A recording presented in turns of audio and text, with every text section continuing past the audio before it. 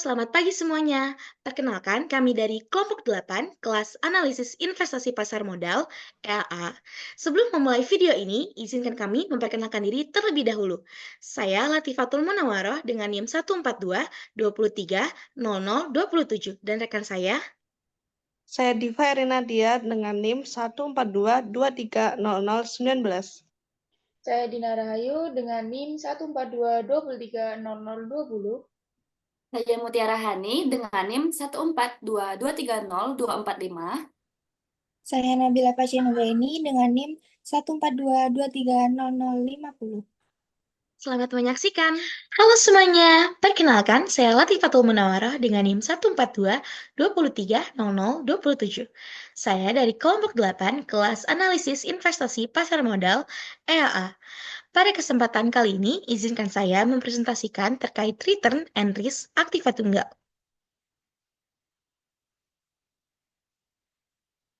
Topik yang akan saya bahas pada kesempatan kali ini ada return, risk, aktiva tunggal, serta hubungan antara return and risk.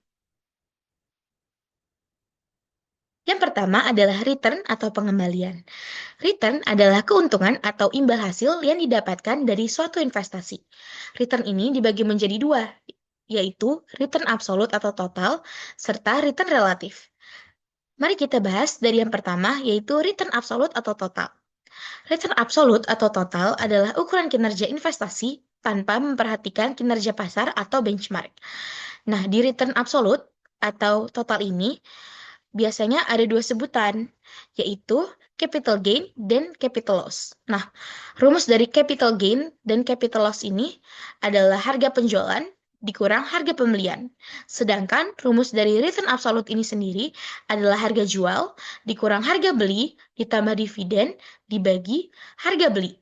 Yang kedua adalah return relatif. Nah, return relatif adalah ukuran yang membandingkan kinerja suatu investasi dengan benchmark atau indeks pasar. Nah, rumusnya adalah return total ditambah 1. Mari kita lanjut ke contoh soal. Return total dari tahun 1990 sampai dengan 1996 dari saham PTA yang membayar dividen tahunan ditunjukkan di tabel berikut. Nah, mari kita cari tahu bagaimana cara menghitung return tersebut. Nah, sebagai ilustrasi cara perhitungan return total untuk tahun 1990 dan 1991 dihitung sebagai berikut. Nah, saya akan mencontohkan perhitungan untuk tahun 1990. Nah, jika Anda ingin menghitung return pada tahun 1990, maka rumusnya adalah harga saham pada tahun 1990 dikurang harga saham pada tahun 1989 ditambah dividen pada tahun 1990 dibagi harga saham pada tahun 1989. Berdasarkan tabel berikut, hasilnya adalah 1755 dikurang 1750 ditambah 100 dibagi 1750. Sama dengan 0,06 atau 6%. Dan jika Anda ingin menghitung return pada tahun 1991, cara yang digunakan sama seperti Anda menghitung return pada tahun 1990. Tinggal disesuaikan harga saham pada tahun yang bersangkutan. Selanjutnya, kita akan membahas terkait risk atau risiko. Nah, risiko ini adalah potensi kerugian atau penyimpangan dari return yang diharapkan. Return yang diharapkan disebut juga return ekspektasi. Nah, return ekspektasi adalah perkiraan rata-rata return yang diharapkan diperoleh oleh investor di masa mendatang. Nah, rumus dari return ekspektasi ini adalah sigma probabilitas dikali return relatif.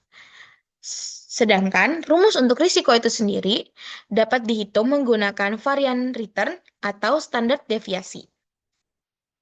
Untuk varian return, rumusnya sama dengan sigma return dari suatu sekuritas ke I dikurang return yang diharapkan pangkat 2 dikali probabilitas kejadian return ke I. Sedangkan rumus untuk standar deviasi adalah varian return pangkat setengah atau akar dari varian return. Mari kita lanjut ke contoh soal. Dengan menggunakan data di atas, maka varian dari return ekspektasian dapat dihitung sebesar, jadi varian return-nya berdasarkan tabel menghasilkan 0,06 0,18. Sehingga jika Anda ingin menghitung deviasi standarnya sama dengan akar dari 0,018 sama dengan 0,134. Maka hasil dari standar deviasinya adalah 0,134, sedangkan hasil dari varian returnnya adalah 0,018. Selanjutnya adalah aktiva tunggal.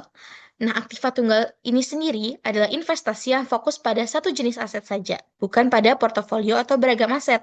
Contohnya investasi pada sebuah properti komersial saja, bukan pada berbagai jenis saham atau obligasi. Dan yang terakhir adalah hubungan antara return and risk. Nah, return and risk ini memiliki hubungan positif. Jadi, jika return suatu investasi kecil, maka risk-nya juga semakin kecil. Sedangkan, jika return suatu investasi besar, maka risk-nya juga akan semakin besar. Itulah yang disebut sebagai hubungan positif. Jadi, jika salah satu faktor semakin naik, maka faktor yang lainnya juga ikut naik. Sedangkan jika faktor yang satu turun, maka faktor yang lainnya juga akan ikut turun. Sekian presentasi dari saya. Terima kasih atas perhatiannya. Sampai jumpa di video selanjutnya.